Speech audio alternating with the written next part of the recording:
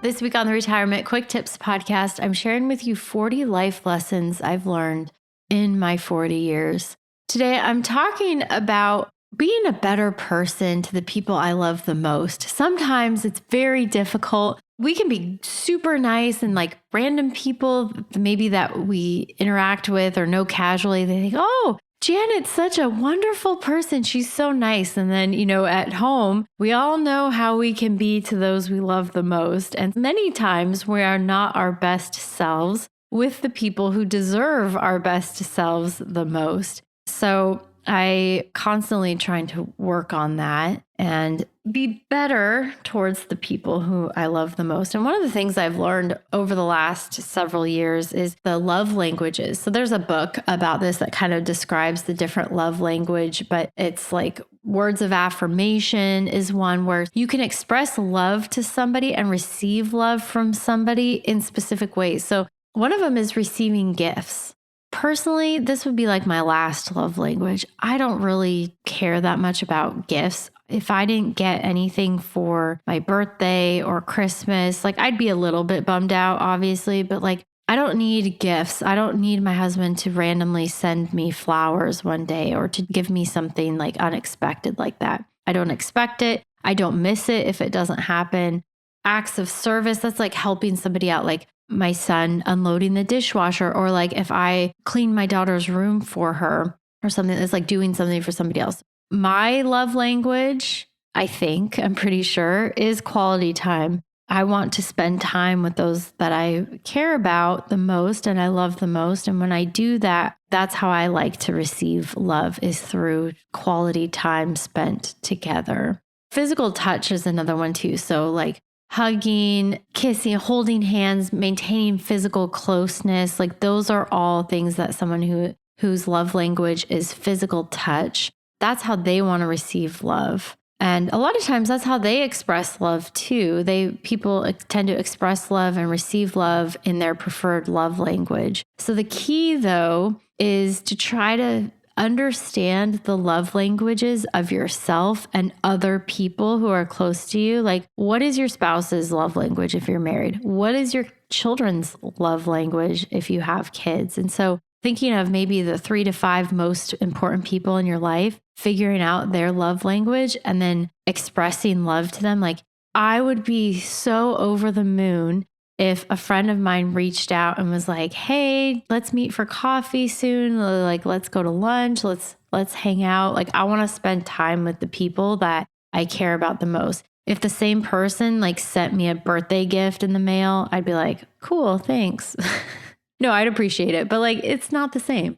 So I tried to learn the love languages of my husband and my kids, trying to pay attention to like friends of mine and how they like to show and receive love so that I can kind of keep that top of mind. My 7-year-old, his love language is undoubtedly physical touch.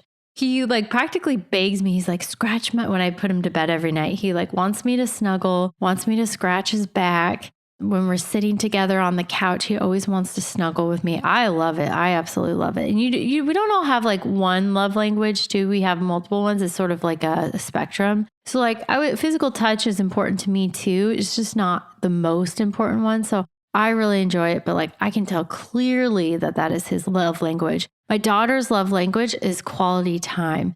She wants above anything else, and she's been this way since she's a baby, not interested in toys. She appreciates like anybody else if I give her words of affirmation, if I give her a gift, but like she is happy as can be if we're doing something together, like anything. It could be anything. It could be going and getting coffee or just sitting together and talking. She loves to talk. She's very talkative. So she wants to spend time together. And that's how I show love to her, is by trying to prioritize spending some time with her as well. So take the time to pay attention, learn about the love languages if you don't, and try to show your love for others in their preferred love language.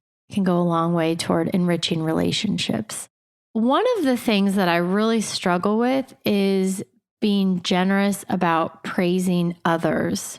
I was complimenting a friend of mine who at our church, he runs like all the youth group activities and things like that. And they had a Mardi Gras party recently.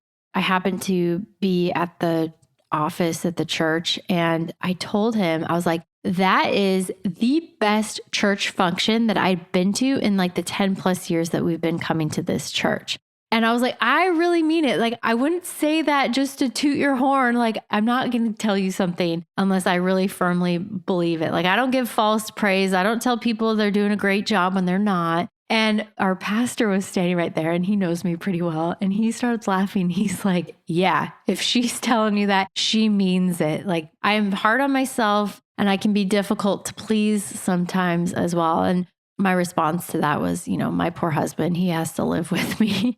But I really do need to constantly remind myself and look for ways to praise and encourage others, because it is very hard for me. I very easily, like, when something great happens, I'm like, great, move on. And when somebody else does something amazing, it is a bit easier with my kids. I'm not like this cold mother who never gives their child any sort of praise or anything at all. I have to really try sometimes, because my kids will bring home some artwork or a spelling test from school, and, they'll get like an A. My son will get an A on his math test, and I'll be like, nice, good job. Or they'll get like good grades. I'll be like, good job. And I have to really, really work at being like, you know what? I'm really proud of you, expressing and being very specific with praise and encouragement. And I never do that to myself. I'm always like, you're a worthless piece of garbage, The dialogue in my head that I have about myself, my own mistakes and shortcomings, it's bad. And I think that's true for many of us too. We're a lot of times too hard on ourselves, but sometimes we don't give other people encouragement either. So I try to work on that. And usually when I hear someone criticize somebody else, as harsh as they are to somebody else, I bet it's probably way worse for that person living inside their own head. Because people who tend to be critical of others, I think, are also very self-critical as well. And it's just not great. I want to support and encourage other people and even myself as well. The third thing that I've learned over the years about loving others and being the best person we can for others is actually based on a quote from the Bible. It's from Matthew chapter 10. It says, "Whoever finds their life will lose it. Whoever loses their life for my sake will find it."